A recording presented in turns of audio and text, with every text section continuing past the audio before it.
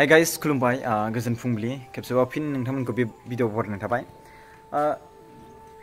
रावनिबो गोसोखौ दुखु होनो गोसो गैया जस्ट आं जि गोसो जादों आरो बे खामानिखौ मावगासिनो दं आरोना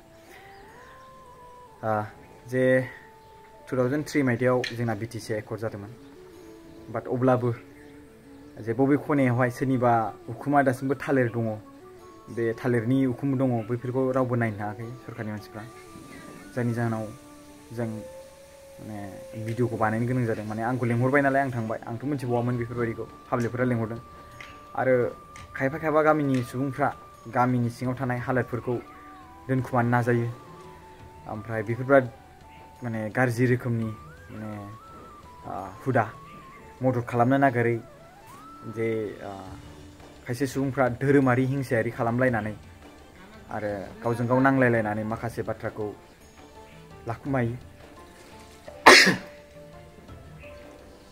बेबायदि जानो नाङा आं गोबां खोथा बेराय मोनथिलांगासिनो दङ धोरोमारि बिथिङाव खुगाजों बुंलायनोसो हाया खिन्थु पावाराव फैयोब्ला बा माबायाव फैयोब्ला रेसपन्सिबिलिटि बिबानफोर फैयोब्ला माबा मोनसे आखायाव थायोब्ला बैफोराव माने धोरोमारि खोथाफोरखौ लालायनानै नायज्लायनो नागिरा आं माने प्रेक्टिकेलि गिदिं मोनगासिनो दं रायजो राजाफोर नोंथांमोनाबो गोमोगोनसो बेफोर बाथ्राखौ खोनानानै जे माथो खुगाफ्राव भिडिअफ्रावलाय जेबो गैया खिन्थु सिङाव प्रेक्टिकेलि जागासिनो दं रायजो राजाफोर दुखु मोनदों आरोना बेफोरबायदि बाथ्राखौ खोनालायनानै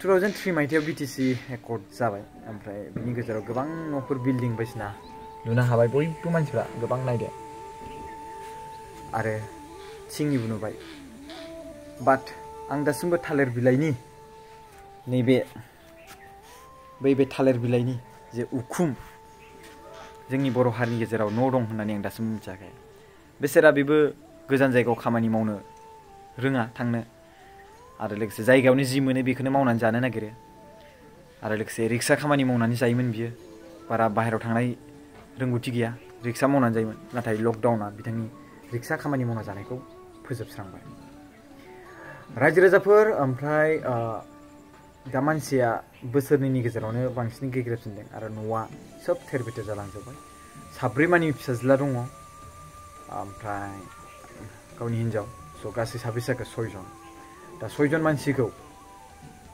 200 थाखा बा 150 थाखा माब्लाबा मोनो माब्लाबा मोनबावासो सप्तायाव खेबनै बे 150 थाखा 200 थाखा 6 जन मानसि फिसिनाय बेबायदि बाथ्रा नोंथांमोना सानदो जाय मानसिया दैलि 1000 खामायो बिथांमोननि फैसायानो बेसेबां सर्ट जायो आरो बिसोरथ' आरो दिनाव 100 थाखा बाट बे हिसाबैबाबो दिनाव 100 थाखा मोनबावा सप्तायाव खेबब्रै गाहामल' मोनो होननानै बिथाङा फोरमायदों होमबा बिथांमोननि इसिङावहाय माइरङा बेसेबां बुरजा थाथावना सानदो नोंथांमोना माब्लाबा मोनजायै जाहैदों माब्लाबा मोनजाया स' बिथांमोनाथ' ओंख्रिखौनो मोनजाबावा बेबायदि आरोना जों दाख्लैबो भिडिअ बानायनायावबो नुदों ओंख्रि गैयामोन दिखालि स' रायजो राजाफोर एसेबां बोसोर सरकार बानायबाय बाट बिटिसि एकर्ड खालामखांनायनि उनावहाय दासिमबो जों थालिर बिलाइनि उखुम बेबायदि नुनाया लाजिनांथाव बाथ्रा गोबां लाजिनांथाव बाथ्रा आरोना दा मानसिफ्रा गोबां दुसिनो हागौ बे मानसिखौ जाय मानसिनि न'आ थालिर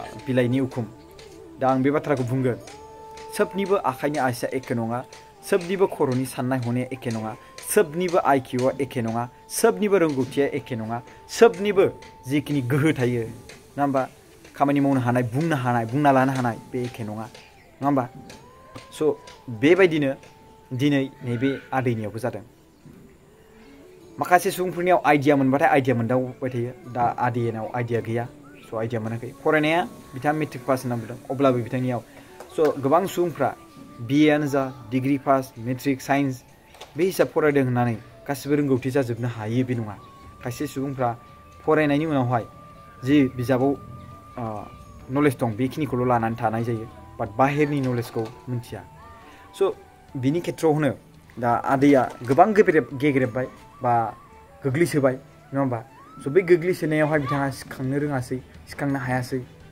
दा बैनि जाहोनाव दुखुनि सायाव दुखु स' बेमार आजारजोंबो मानसिनि सुबुंफोरनि न'खरफ्रा गेग्रेबो दा रां रुफा बेमार आजाराव थाङो बेनि मुलि जाहोनाय बिजि थुनाय बेफोरावबो थाङै जायो। जाय मानसिफ्रा बिदि जादों बिसोरसो मिथिगौ। रायजो राजाफोर आरो बेखौबो आं बुंबावगोन, आं बुंनो ना गासैबो सुबुङा माहाजोन जानो हाया। बाट माहाजोन जानो हाया होननानै बे बाथ्राखौ जों मिन्थिनानै जाय मानसिया गोरिब बैसोरखौ जों मदद खालामनाया जोंनि दायथ', जोंनि रेसपन्सिबिलिटि नङा होमबा? स' बिनिखायनो आं नोंथांमोनखौ रिकुवेस्ट खालामो, नोंथांमोना जि हायो थाइसे थाइनै होबानो जाबाय। जोंनाव गासै दासिम 8,000 जाबाय। जों न' लुना होनो नागिरदोंमोन, ओमफ्राय दा औवा बुरखा औवा गुबै बायनांगौ आरो थिं बायनांगौ। दा मानसियाथ' दैखर खुरजानो बांसिन लुबैदोंमोन, ओमफ्राय दैखर बानायजानो मिन्स दैखर आरोना वालनि। स' जोङो दंखल बानायनानै होनो नाजादों हायोब्ला, खिन्थु दासिम 8,000ल' जादों। दा 8,000 रांजों जोङो मा बेसेबां खामानि मावनो हागोन? हिन्दी भिडिअ बानायदोंमोन आं, जाहाथे गुबुन जाथिफ्राबो मिन्थिनानै डनेसन हरो। नेपालनिफ्राय सासे मानसिया 1,000 डनेसन हरदों। नेपाल कान्ट्रिनिफ्राय गुबुन सुबुंमोन, नुनानै दुखु मोननानै बिथाङा जोंनियावहाय गावना बिनि एकाउन्टआ भारत हादराव दंमोन, भारत हादराव खामानि मावोमोन जाहैदों, दा नेपालाव दङ। बिथाङा मदद हरदों आरो लोगोसे मणिपुरनिफ्रायबो सोरबा 100 गाहाम हरदों। आं गुबुन स्टेटनिफ्रायखौ बुंदो दे। ओमफ्राय हिन्दी रावजों बानायनाय समाव आरोना, ओमफ्राय जेब्ला जोङो हिन्दी राव बानायदों बेयाव 4,000सिमल' थांदों। जेब्ला जों बर' रावनिखौ आपल'ड खालामबाय मैया, अब्ला लोगो लोगोनो जोंनियाव दासिम 8,000 जाबाय आरोना रायजो राजाफोर। दायो जोङो सरकारनि प्रसेसआथ' गोलाव थांगोन नङा होमबा? दासिमबो इलेक्सन दाख्लैबावैसो बायदों। स' पावार फैनाय मा खामानि मावनाय बेफोरो गोबां सम थांबावगोन। दानि गोदान सरकाराथ' बेखौ मावगोन बेखौ जों मोनथिगौ, बाट सम लागोन। दा बिथांमोननि न'खराव जे गथ' गथाया बेसेबां प्रब्लेम जाना दङ बेखौ जों नायनांगोन नङा होमबा? दा एप्लाइ खालामगोन न'नि, बेसेबांबा गोबावनि उनाव मोनगोन नङा होमबा? 6, 7, 8 मासनि उनावहाय नङा होमबा? दा बिसोरो माबोरै हालोद दं जों मोनथिनानै नायगारथ' थानो हायाना। बिनिखायनो जोङो माने खौसेथि जालायनानै मदद खालामलायनि दे। नोंथांमोना हायो हाया। दा दिनै 2,40,000निबो बारा नायबाय फेसबुकाव, बाट जोंनियाव दासिम 8,000ल'। नोंथांमोननिया सानना नायदो, सोरबा 1,000 हरबावदोंसो, सोरबा 2,000 हरबावदोंसो, सोरबा 500। अब्ला बेवहाय 8,000ल' जादों। होमबा साननानै नायदो साबेसे सुबुङा डनेसन हरदों? खमावबो 15 जन, खमावबो 2,30,000निफ्राय 15 जन सुबुङा डनेसन हरदों। स' बाट बे 8,000जोंनो जों माखासे जि हायो बेखौ जों प्रसेसखौ खामानिखौ मावगोन आरोना। जिखियानो साना मानो, माखासे सुबुंफ्रा बुंदों सरकारखौल' नायनानै खुनु लाब गैया। अब्ला सरकारखौ बाजेट बानायनो दाहो। होमबा नोंबो सरकारनिफ्राय एक्सपेक्ट दा खालाम। जाय मानसिया बेबायदि बुंदों, सरकारनिफ्राय रावबो एक्सपेक्ट खालामनाङा जे सरकारा ओरै होआखै नङा होमबा? न' होआखै ओरै होआखै होननानै रावबो बुंनाङा दिनैनिफ्राय नङा होमबा? स' बिथांमोना गोरिब न'खर, बिथांमोननियावहाय टयलेटआनो दंना मायानो दङ? टयलेटफोरबोथ' थाबा जेनेबा मोन्दों होननानै बुंनो हागौमोन, टयलेटबो गैया नङा होमबा? स' जेबो गैया। दा सरकारनि होननाय गोदो गोदायनिसो बे बाथ्राया, 20,000नि सिगां मोननाय बेयो। बै समाव होमबा बिटिआर माने बिटिसिबो गैबावामोन, मिथिबायना? बै समनि बाथ्रा, बै समाव मोन्दोंमोन जाहैदों, बै समाव मोन्दोंमोन। आदैनि बुंनाय मथेब्ला आं बिपिएफआव गोबां समसिम थाबाय, भट होबोबाय। 17 इयार्स 16 इयार्स भट होबाय आङो। बाट दिनै बेसेबांबा गोबावसिम भट होनानै आङो जेबो मोनासै। ओंखायनो आं दाख्लै बेवहाय गोदान सरकारा आंखौ अनसुंथाइ होगोन होननानै बा न' बानायना होगोन साननानै आंखौ नायगोन होननानै आङो भट होदोंमोन। बेबायदि बाथ्रा बुंदों। स' दानि गोदान सरकारा जाहाथे बिनि साननायखौ सिफाया, आरो सिफायनायबो नङा आं मिजिंथियो।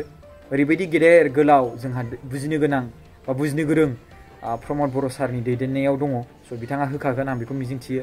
बाट जोङो जयैनो खौसेथि लोगो नांनानै सरकारनि मदद मोनसान्दिनि सिगां जों बेखौ हेल्प खालामना होनि रायजो राजाफोर। बेबा बेसेबां गोबाव नांगोन नङा होमबा मददआ, नङा होमबा? बेसेबांबा गोबाव, बोसोरसे नेक्स्ट बोसोराव मोननो हागौ नङा होमबा? स' बेनिखायनो आं जेबो बुंला, नोंथांमोनहासो गोसो दंसै। आं डिसक्रिपसनाव होदों आरो कमेन्टनि माबायावबो होदों। नोंथांमोना खालामा आं बे बाथ्राखौ बुंनानै होबाय आरोना। थेंक इउ स' माच, खुलुमनाय थाबाय।